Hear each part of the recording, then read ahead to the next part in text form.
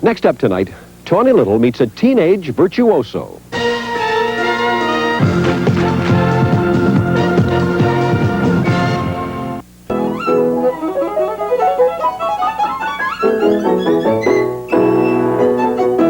The magic of music. No matter what our musical tastes, when an accomplished musician plays, you just can't escape being in awe of the talent. Well, in this case, the talent is 12-year-old Anne Meyers, concert violinist.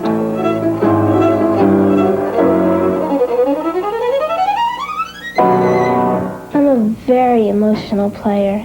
I cry when something's very sad, and then I look up into the sky and I can see my grandmother who lives in Japan, and I love thinking about her when I perform very soulful pieces, and when it's very lively I have a great time and think about dances, and when there's pieces where like there's conversation I think of stories.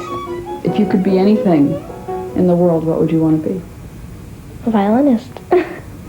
So you're living your dream already? Yes. It's a dream.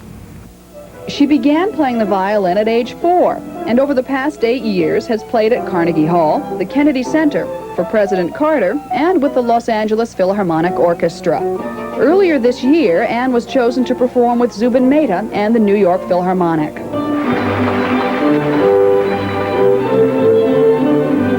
There's such a lot of talent in this country, and you know, the search for beauty must never stop, and the search starts with people like Anne Meyers. How do you, when you're going to participate in the competition, how do you get yourself psyched up and ready to compete? To practice a lot. That's the only way. I mean, practice makes perfect. When I get on stage, I want to impress everybody and make them like love my music and know how I feel, you know, with my music. There is no such word as nervous in our vocabulary. That's what Miss Schoenfeld says, my violin teacher. You might get a little cold, but not nervous. You talked about your teacher so much. What's she like? She's so strict, but she's so loving, and she teaches you how to play every single note right.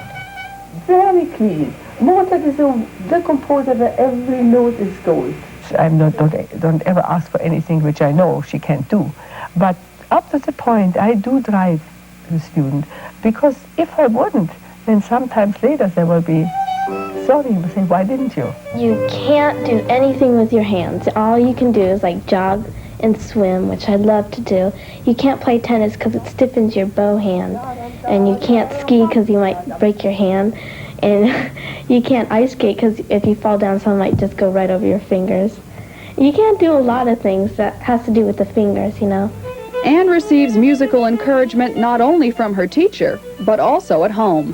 When Anne was born, we decided to let her listen to that music, same Beethoven violin concerto.